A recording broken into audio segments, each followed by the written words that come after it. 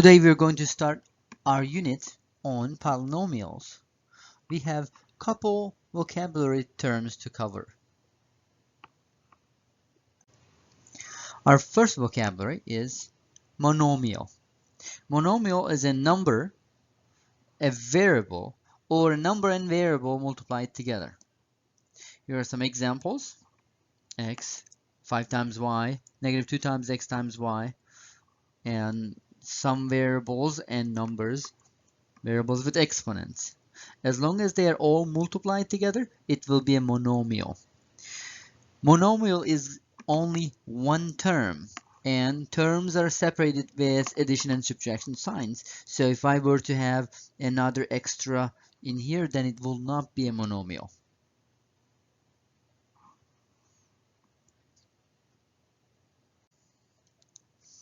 Our second vocabulary is a binomial. Binomial is a formal polynomial where it consists of two monomials. Monomial was one term, and a binomial is going to be consisting of two terms. Here's my first term, second term, two terms. 1, 2, two terms. 1, 2, two terms. A two-term polynomial is called binomial. Our next one is trinomial.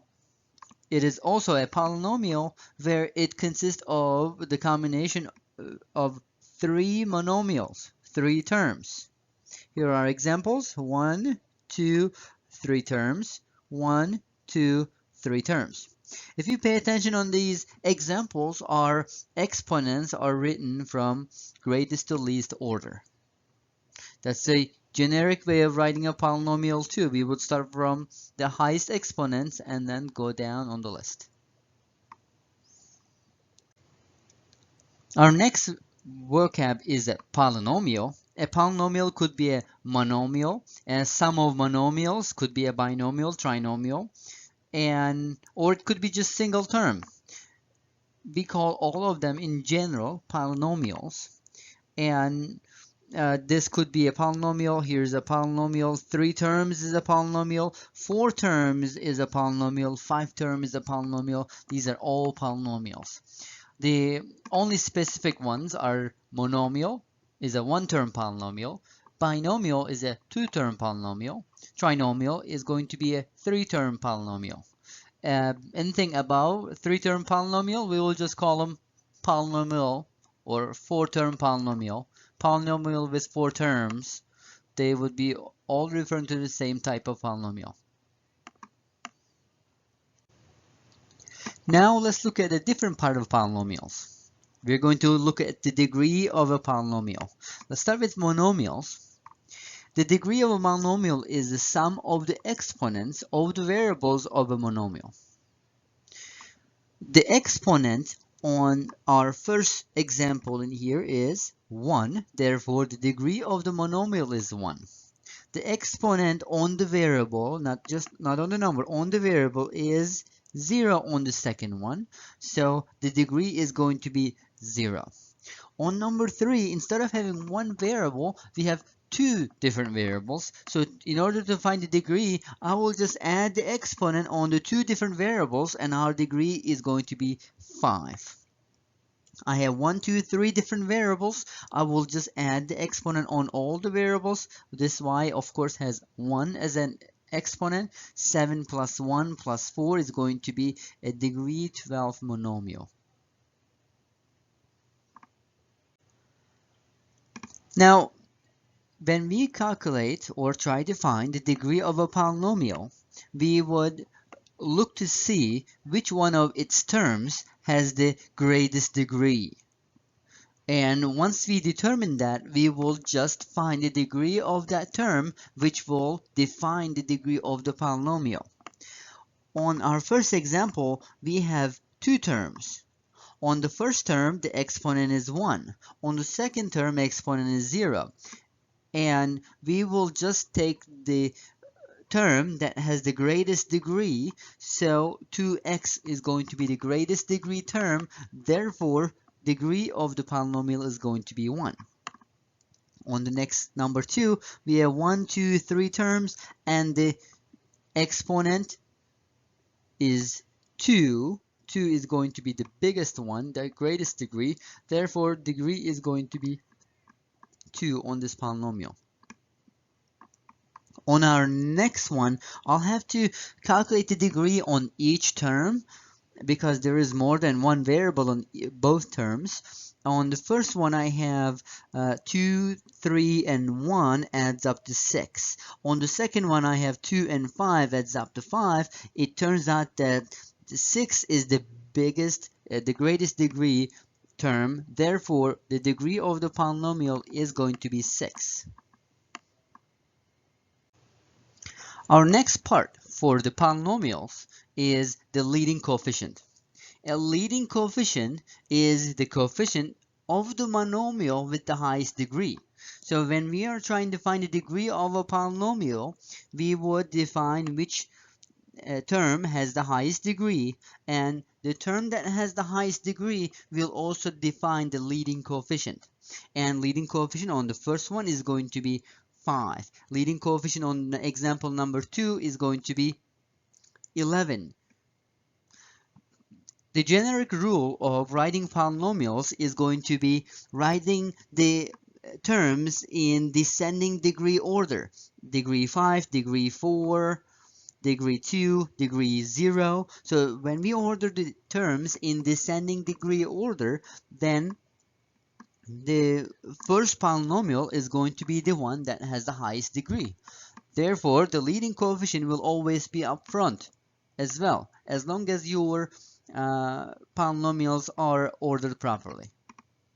If your polynomials are not ordered properly, you might actually want to order them on your own, and then you can decide what would be the leading coefficient. Let's say that we have a polynomial as this one in here as a third example. Let's add a third example in here.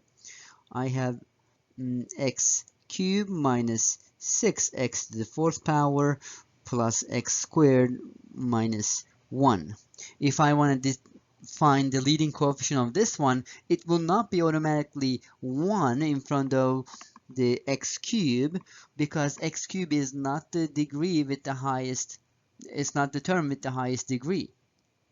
So we would have to reorder this in proper descending degree order. So we would have negative 6x to the 4 plus x cubed plus x squared minus 1. Now we have them in descending degree order. Now we can determine our leading coefficient. It's the coefficient of the monomial with the highest degree. Last part of the polynomial is the constant. It's a number. It's usually written at the end of the polynomial, and it doesn't have a variable. So we will try to identify the numbers that do not have a variable. So our constant for this one is 5. Our constant for the last one is 3. On number 2, we do not have a number that's alone, so our number is going to be 0. Therefore, the constant is 0.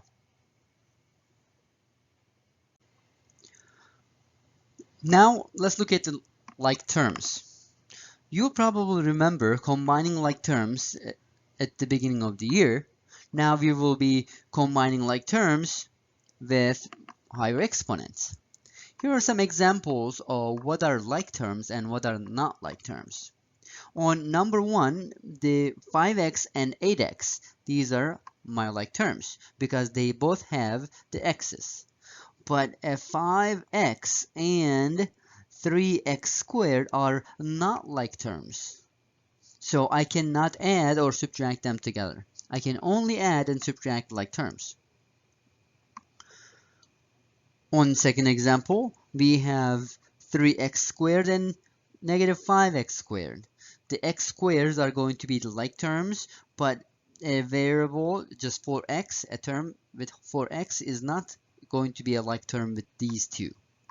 If you see an example like number 3 where you have multiple variables and the variable parts must match. Your variables parts in here and in here, they are matching. Therefore, negative 8x squared y and 4x squared y are like terms.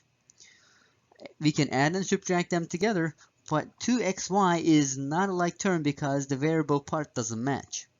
Variable parts on the previous examples were matching x versus x squared versus x squared. These are our like terms. You should have matching variables in order to be able to add or subtract your like terms. Here is your you try. You might want to go back to the page where we actually calculate the degree of the polynomial and determine the degree of this polynomial. Here's an example of combining like terms. In order to combine like terms, we need to first write our expression in separate terms. Our expression in here has multiplication, and we would actually have to separate these into separate terms. I have a distributive property that I need to do first. So I will take my first group, multiply with 4 and the x. And I'll take my multiplication in here, and I will multiply that backwards in to the parenthesis. I will only distribute a multiplication or a division onto addition and subtraction. So if I multiply 3x squared times 4, that will create 12x squared. If I multiply 3x squared and negative x, that would be negative 3x cubed. Adding a negative is subtraction. On our next group, I will multiply 2x squared with 7x. That will be a positive 14x to the third power. And positive 2x squared, negative 5 is going to be negative 10x squared. Adding a negative is subtraction. Now I separated my expression into terms. It's time that we can check to see if there are any like terms and whether we can combine them. It looks like I have an x squared term in here, an x squared term in here. Those are going to be like terms among themselves. And positive 12x squared minus 10x squared, you will have 2x squared left. Likewise, I will see that the x cubed and x cubed are like terms. Negative 3x cubed, 14 more x cubed is going to be positive 11x cubed. And these two are not like terms, so I cannot simplify this any further. Here's your you try. Identify your like terms and combine them as much as possible and write your answer in simplest form. Here we have another example. This time we are trying to multiply a monomial to trinomial. To do that, we are going to take this monomial and we are going to multiply it to the trinomial. It will require us to distribute once, twice, and total of 3 times. And we will just multiply the monomial with every separate term inside of the parenthesis. And negative a to the 5 times negative 9a squared is going to be positive 9a to the 7th power. And negative a to the 5 times positive 5a is going to be a negative 5a to the 6th power. Adding a negative is subtraction, therefore I put a subtraction sign in between the terms. Negative a to the 5th power times positive 13 is negative 13a to the 5th power. I check to see if there are any like terms to simplify. No. So this would be our final answer in simplest form. Let's multiply a binomial with a binomial. This time, instead of having a monomial one term, we have 2 terms. So each one of these terms is going to get multiplied by every term that's inside the parenthesis. So let's start with the x. I will multiply the x with negative 9x, and I'll multiply x with positive 5a. Later on, I will take my negative a, multiply by negative 9x, and multiply by 5a. So I will have multiplied both terms on the first binomial by the both terms in the second binomial. X times negative 9x is negative 9x squared. X times positive 5a is positive 5ax. Negative a times negative 9x is positive 9ax. Negative a times positive 5a is negative 5a squared. Now, after multiplication, after our distribution, we have like terms in here, the terms that have matching variables, and we can actually combine them together and write our final answer. Negative 9x squared plus 13ax minus 5a squared would be our final answer in simplest form. Here's your u-try. Take your first term and multiply with 1, 2, 3, and 4 different terms. At the end, you might want to check to see if there are any like terms to combine. That's pretty much it. In the class, we will multiply binomial with binomial, binomial with trinomial, and monomial with trinomial. We will do a lot of distribution. Don't forget to answer your knowledge check questions.